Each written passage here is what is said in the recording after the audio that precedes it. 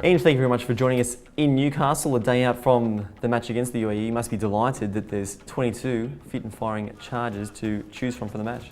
Yeah, obviously that's a point where we start. Everyone's available. Obviously, with Matty Spranovic serving his suspension, we've got a clean bill of health, knock on wood, for game day, which is great from a coaching perspective, and I think they're all in pretty good condition.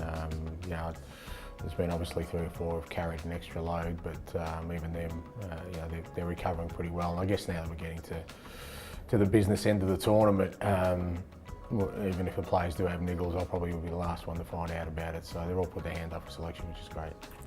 China last time around, and a fantastic result, but in the context of it being the team's first go at knockout football, what aspects of that performance most pleased you?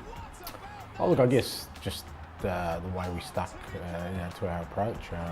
China were a very good side, and we knew they'd be very hard to break down. And there was always the danger that on the break they could cause us some problems. So, even in coming in at 0-0 at half time, there was just never any signs of panic, never any signs of people doubting what we need to do. So I think that's the most pleasing thing, because it's only under that sort of cauldron of pressure that you sort of get an idea of how much belief the players have, and the beauty of it is they executed and they got the reward, which hopefully means that moving forward, that's a good foundation to build on.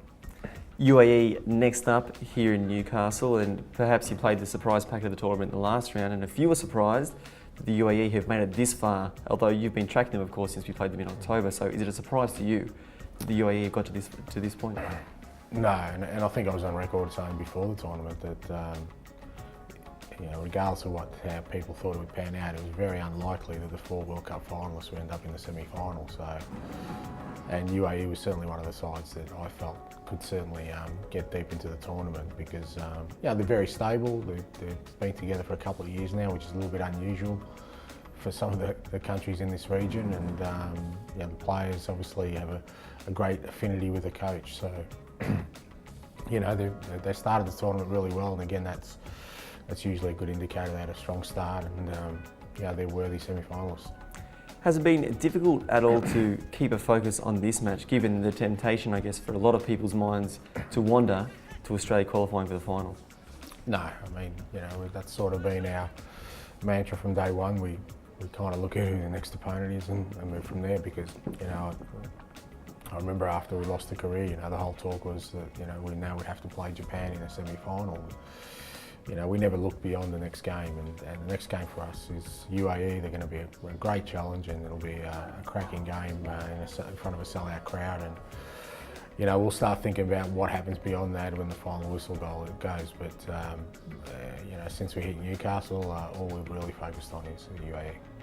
And just finally, Ange, on Newcastle, the players have received a bit of a rockstar reception since they've been here. And although the crowd tomorrow might be a little bit less than what you would have got in Sydney, it should be a parochial atmosphere. What role can the Novocastrians play in tomorrow's game? Oh yeah, massive. As you said, from the moment we've got into town, the players, I think, have been overwhelmed by the response they've had, and I guess that's the beauty of having a tournament like this. And whilst it sometimes, as a coach, you kind of you chart a perfect course of how you want things to go, but I think us having moved to pretty much every venue bar Canberra has probably been a good thing, because it's given everyone in Australia a chance to see this team, and the players have felt that all around. So look, it's going to be a sellout crowd, a tight little stadium. It's perfect for what we need. Ange, well, we wish you all the very best against the UAE, and thank you for your time today.